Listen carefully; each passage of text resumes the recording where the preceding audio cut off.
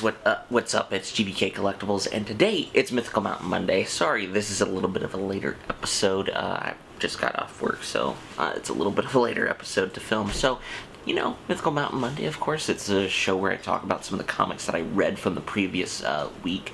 And there was a lot of cool stuff. I didn't really get to a lot of time to a lot of the comics that I wanted. I didn't get a chance to read any of like the Dynamite, the Zombie Event, Vampirella, or Red Sonja, Red White, the anthology book that's going on right now. But fortunately, I did get to some major books. So let's jump into my number 5 pick. So this is actually, I want to do these two roughly at the same time. Well, they kind of go back and back. So with number 5, it is Fear State, the beginning of Fear State, so it's Batman 113, and Welcome to Your Death, Batman. So this is kind of the true first beginning about Fear State. Like, we already got the Alpha. The Alpha was essentially show what was going on in all the Bat books currently right now, which is pretty cool, like Catwoman, Nightwing, and stuff. But basically, this is way after the fact of when. So this is technically part 2 of Fear State. So this is basically Batman rushing around trying to get into contact with Oracle. As you all know, in the Alpha State, the Fear State number 1 Alpha, we do learn that Oracle was compromised, so somebody is controlling her behind the scenes and saying like stuff that isn't Barbara, essentially. And you all get like different key points from different characters, like what's Barbara doing, what Miracle Molly's doing with the Unsane Collective, what Simon Saint is doing because he's like freaking out. Peacemaker 1, who is hopped up on Fear Toxin, and Joker and Miss Gardner looking for the other half of Harley, so it's going to be a big point.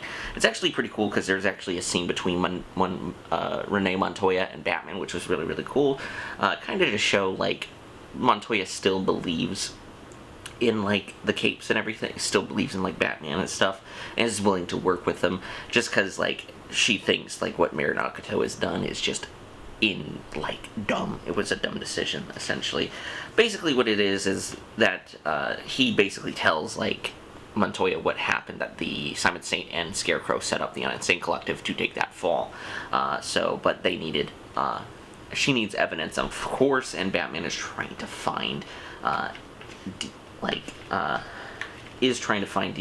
Simon Saint to show like this is your fault, essentially, because he actually runs into a bunch of Magistrat guards and he kicks the shit out of them. So but there's actually a cool moment where Ghostmaker and Batman go back to Batman's cave for right now. That's at his underneath his like little apartment, I guess, that hasn't been blown up, so I guess it got repaired, or it's another apartment. But basically Ghostmaker is like essentially having to go into like kind of like a VR dive just to check to see if Batman was compromised in any way. Then they get a flashback of what we've seen with Batman and Scarecrow and Batman, like Scarecrow basically taunting Batman, essentially. Then we eventually learn that Ghostmaker is out trying to like defend because there was like a failsafe to attack. But basically we learned that Ghostmaker actually talked with Crane, Scarecrow, back when he was in Gotham University, told him about the Fear State, essentially.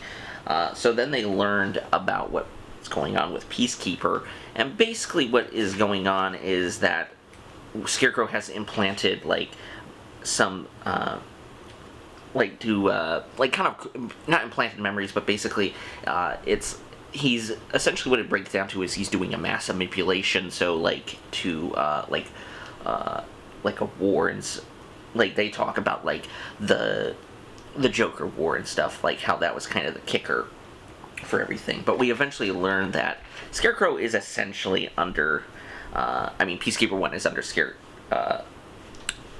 Scarecrow's control, so he's going to hurt a lot of people, and that's kind of the core reason, because he doesn't really, like, that's the thing.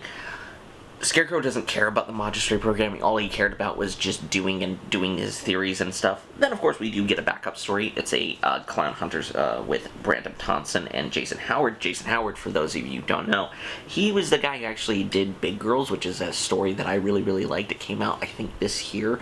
Hopefully there's more of it, but, like, the art is just killer. He's a really, really great artist. I really enjoy it. The clown story is really, really fun. It continues with Clown Hunter Bato being still attacked by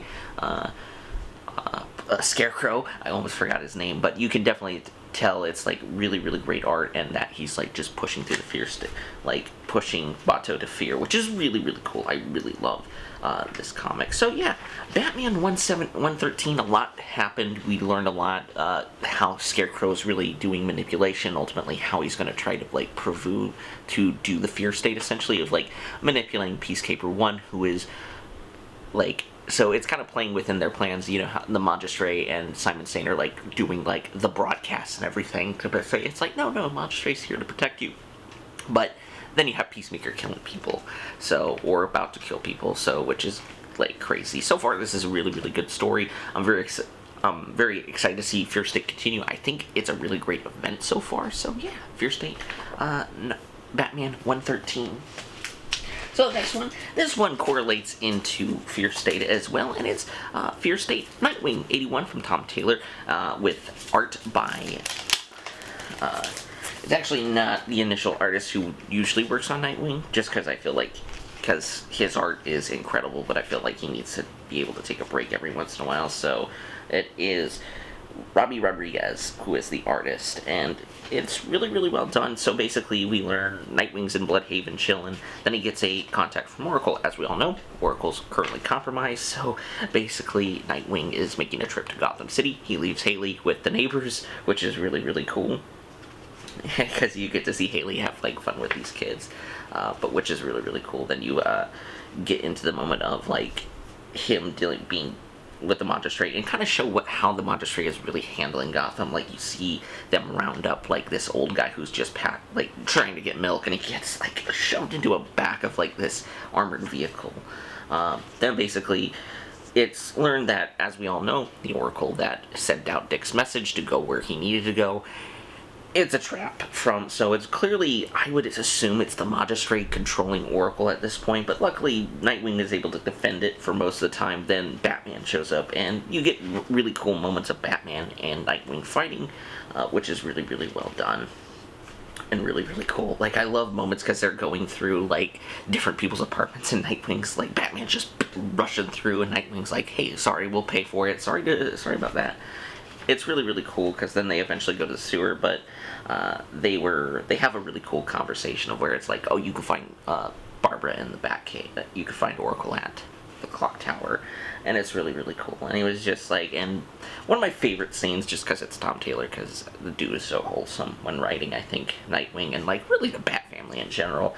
He's like, hey, I appreciate you helping me, I know you didn't need to do it, I could have gotten it on. And it's like, yeah, I know. He's like, I know you could have handled that situation, but he's like, I watched my parents die in an alley, and I wasn't going to let that happen to my son, where I'm like, that's really, like, that makes me happy. It's a very heartwarming moment.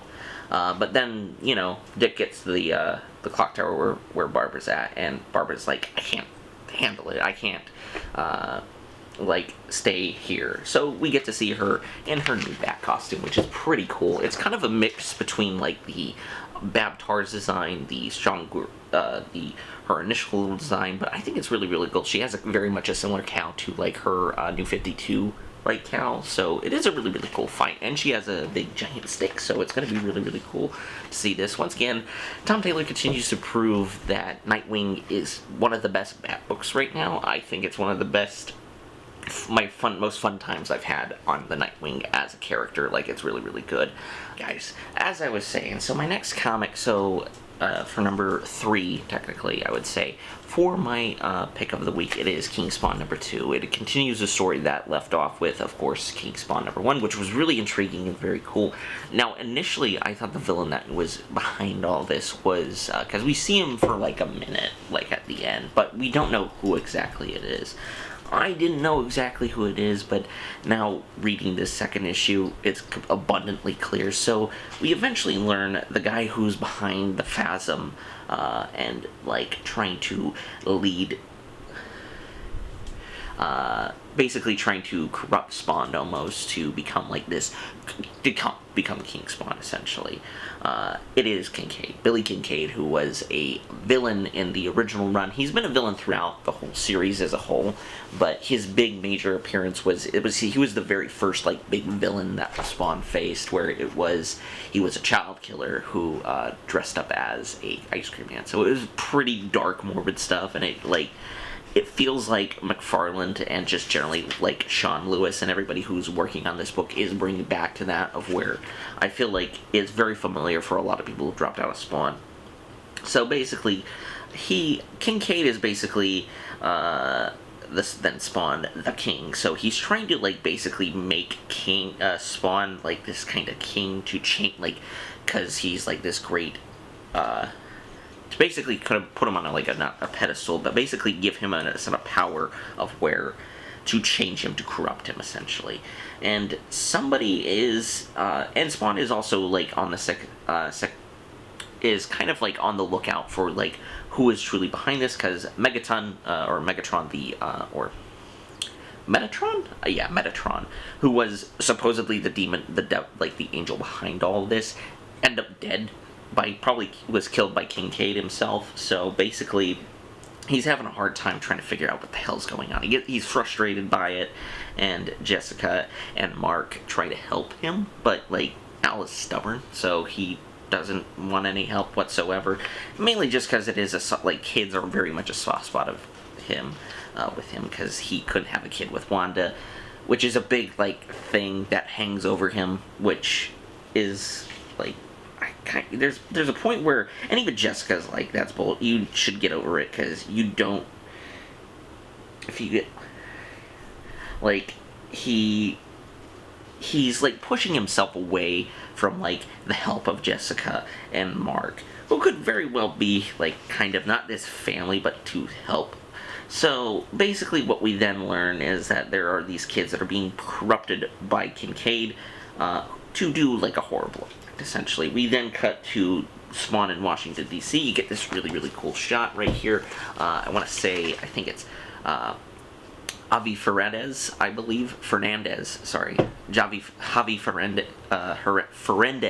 does an amazing job on the art on this book. It's really, really cool, very Spawn-esque, very you know what I just realized? It's actually kind of funny. The sniper rifle Spawn's holding actually kind of looks like a sniper rifle from Halo 3. Just wanted to point that out a little bit. Not exactly, but it kind of looks like it. But he eventually meets up with Terry, kind of, as y'all know, his old friend, who, when he was alive, they were best friends. And eventually Terry, after Al died, he married Wanda, and eventually gave Cyan kind of a weak spot for him. But they basically said that there are there's an idea that Spawn says that there are shadow players within the organization dealing with these, the kids. But basically what's happening is they're looking for something to happen, of where there's this kind of parade going on, not a parade going on, but kind of this kind of like a mourning essentially for the children who passed away. And then we see the teenagers. They actually put these helmets on, which we eventually learn is they're being, once they have these helmets on, they're being influenced by Kincaid. That they eventually they show up, they have guns, and they're ready to shoot down some kids. So it is very, dark. It's super, super dark. But basically Spawn stops the kids from getting shot. Also, uses the whip and, shoots the kid. He uses the whip, but the girl, and he eventually shots the other kid. Then the suit, his symbiote, essentially takes in and eats her soul. So it's, really, really dark and messed up for this to happen. And it basically is kind of a sign that Kincaid won to a degree. I don't fully think it was that at all, but it is more just while Spawn is very negative of he's very kind of upset and about his actions of what he did, he's very, very pissed because we'll see probably more in this. So it is very, like, it's like dark. I feel like this book is very much like, even though Spawn as a whole is a really, really dark series, I feel like it is bringing back to that original path with, like, introducing Kincaid, because usually, like, children are very sacred, so it is very, like, weird to, like, it's interesting to see, like, that kind of taboo of, like, kids getting killed, which is just very horrifying. So, I mean, it's, like, once again, book is not for kids. Like, Spawn, I don't think is for kids at all. This is a very adult subject matter, I would say. Depending on how you think they handled it, it's very interesting. But I am very interested to see where this story continues. It's a lot darker. This is a dark book where I'm like, holy crap. Like, not just like there's stuff that happens, like, it's dark, but, like, damn, tonal wise. But I really enjoyed it for how, like, kind of dark it was. I was, like, kind of like, holy shit. So yeah, King Spawn number 2 is my number 3 pick. So, with my second pick, one of my last picks, I would assume for this week, it is Moon Knight number 3. This series from Jed MacKay. This series continues to be freaking fantastic. It is such a beautiful series as Mark actually gets introduced to his new villain. So, Dr. Bard, who is loyal to the Moon God still, as you all know, basically Mark Spector is kind of continuing the mission, this midnight mission in New York, recently, like, protecting his neighbors and stuff. But eventually, Reese eventually shows up and is like, what the hell? It eventually shows him that one of his crescent moons, crescent darts, tried to kill Ted last night, who is one of the other vampire people who turned into a vampire. Moon Knight is very, like, upset by this Mark in general, so it's like, because he would never do anything to hurt. So, basically he gets out the attack of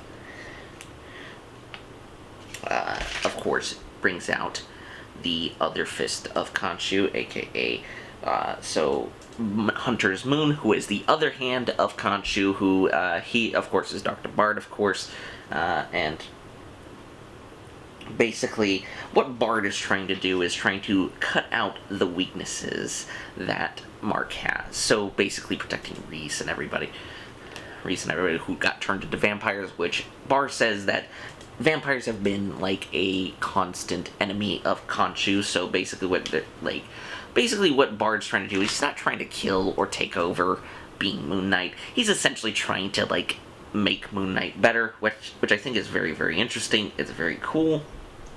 But we eventually learn that Bard actually has the past abilities of the different hands of Khonshu, which is very, very interesting, because he brings up, it's like, Moon Knight, you don't fight with any grace, which is very interesting, but Moon Knight's like, yeah, I don't, because basically what he learns is Khonshu brought me back to life, and he broke my mind, essentially, but he's able to kick the shit out of Bar for a bit. Bar ultimately tries to kill everybody like Soldier, Teddy, and Reese, but eventually Moon Knight stops him with a fucking bat, which is really, I hope, becomes kind of memeable, but it's really, really fucking cool just to show, like, how kind of brutal Moon Knight is, because he's not, like, but basically he's like, it's a cute trick, Khonshu downloading dead man's memories into your head, it makes you real, but, like, basically said, it's like, I don't need, like, other people's abilities. I've earned these abilities, so it's like, he just beats the shit out of Blood Moon and shows, like,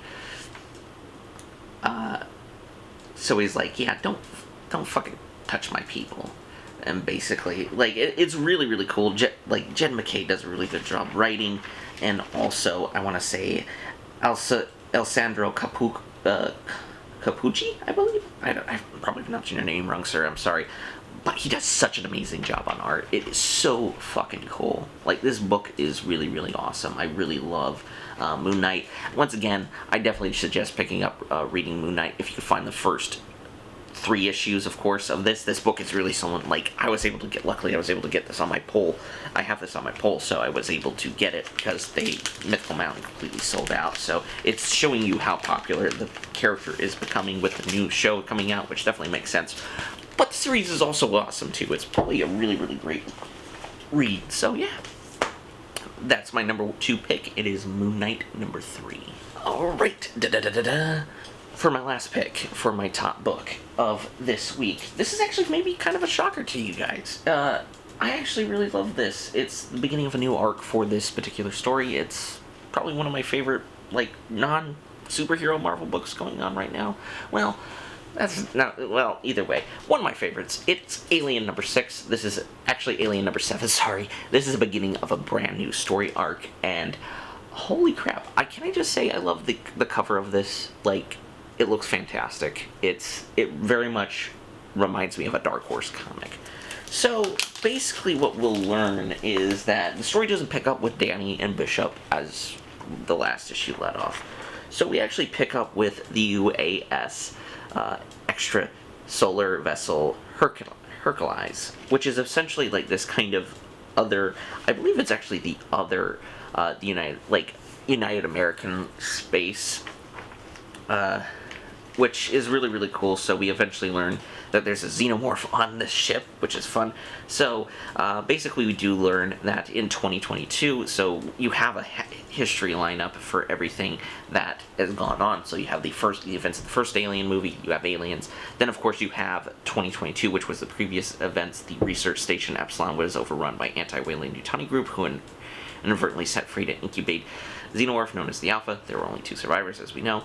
So the year is now 2022, so it's 2 years after that event, and basically the United Americans have annexed and colonized parts of space to terraform and inhabit. It's been a peaceful 2 years since the last reported xenomorph attack. So it's been 2 years, not for long. So we actually go on to this, the United Americans annexed moon of Eurissa, which is really, really cool because you're actually getting to kind of show like these kind of cool, unique worlds, which isn't really too often you get to see that, because usually about half the time, I think, in Alien comics, with a few exceptions here and there, the worlds you get to see are just kind of something like LV-426. You don't really get these kind of green, luscious kind of areas. So we actually get introduced to our new character, Jane, and we also get introduced to another character, Ambrose. So it's very, very interesting if we have these two that are just hunting. And as you can tell, the settlement is a lot more traditional. Like, it's something you would see nowadays. But we eventually learn that this area is actually hosted by a religious group called Spinners. Pretty good people. Like, they're just pretty good people. They're just wanting to live on the land and stuff. Such. The United Americans are going to be basically asking.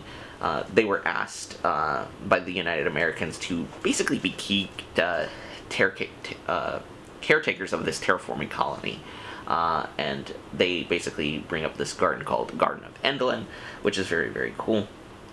And it's really, really cool because it's very interesting to see, like, religion brought into, like, the Alien franchise, just because it has been done throughout the multiple movies. I would even say, like, 3 is the best example of it, with, like, the convicts and everything, like the one lead convict who is a bishop, I believe, or who is very, very religious now because of he's been in there. They kind of tried to do it with Alien Covenant to a degree, but the one dude who was religious just ends up fighting it, and he really doesn't, like, even though he's one of the main characters, he doesn't really add anything. So it is very interesting to see this, and it's also to show Weyland's not involved with this at all. It could be Weyland Yutani Tech, but they're not being function. Eventually we do see this, we actually learned quite a bit about Jane, of where she basically had the option to leave, because we actually learned she's actually having problems, what is it? She's actually having, like, a degenerative disease of where, like, she's starting to kind of not go exactly limp, but she has this degeneration disease where she, like, will trip and fall. So I'm guessing it's very much having to do with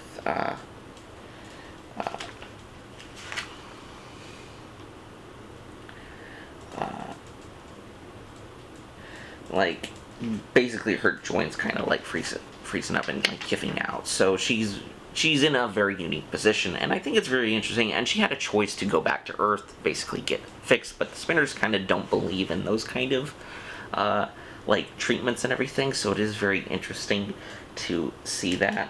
But basically, they said that they have like, she couldn't leave, essentially, because of all the people who had lived previously. So we eventually see that the ship make a crash landing on the planet. They eventually try to get people to clear it up and clean it. Unfortunately, we get to see the xenomorph infestation has essentially run rapid through the ship. Somebody is actually contacts Jane, somebody who was previously on the ship, as she gets a chest burster to the chest.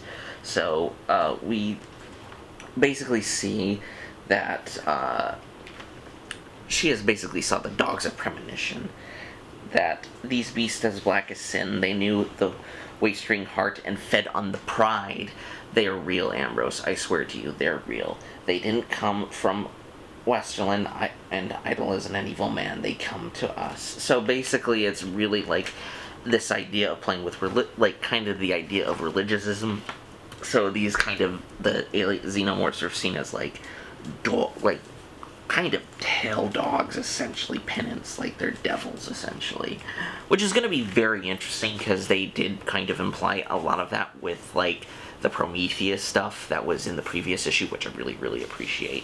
So I am interested to see where this is going. It's on a farming colony, so it isn't like a military industrial like area. It's a group of fully like kind of religious people, so it's like very much the opposite of what we got with the previous story, where the previous story arc very focused on Weyland-Yutani, like a former Weyland-Yutani security officer, and like the anti-Weyland-Yutani group. I kind of like this because it's also like I like the idea of these each arc being like kind of different people dealing with xenomorphs. And who knows, we'll probably get to see Gabriel and Bishop come around eventually. Hell, I think this is actually where they were going to begin with, but who knows? We'll only have to wait and see. But yeah, Philip Kennedy Johnson does a really good job with writing. I really enjoyed it. I really like the characters. The characters really like Salvador La Roca. He's getting, I feel like it's growing on me. Not necessarily my favorite art style, but like once again, I think it's growing on me. I think it's actually better within this issue than the previous few, so I'm very excited about that. So yeah, that's my #1 recommendation, Alien #7. So with that being said, that's Mythical Mountain Monday. So I hope you guys enjoyed the video. Make sure to hit like and subscribe, hit the little bell notification so you can notify when we upload What's in the Box Wednesday, Mythical Mountain Monday. And figure review idea, of course. As I said, sorry about the mix-up of the videos. So I had filmed the Superman review, but then I was looking at the footage. I kind of didn't like how the quality of it turned out. There was even a point of me where I was showing off the figure and I didn't have it into frame, so I was very like kind of upset. So instead, you had the Gunslinger Spawn, which I actually liked. So, but next month is going to be kind of October, so it's going to be like kind of a spooky figure review month. So instead, spooky like horror month, I guess, for figure reviews. I'll come up with the name of it eventually. I'm still toying with it, but you'll get to see mostly throughout the month. You'll get to see horror figure reviews, which is really like what I wanted to focus on because I love October. I love Halloween. So yeah, you got that to look forward to. Also, make sure to check us out on Instagram, Mercari. All those links will be down below. So with that being said, guys, I hope you have a wonderful day. Peace, y'all.